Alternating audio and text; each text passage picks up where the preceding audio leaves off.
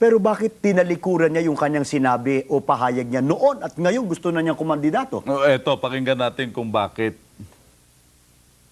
Sinagsasabi, ang pag-asay ka ng bayan, si Lacson. Ang pag-asay ka ng bayan, sino? Si Di Venecia.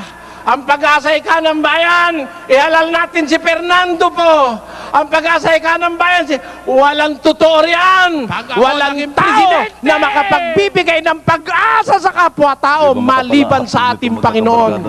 Nakasulat sa Biblia yan, mga kapatid.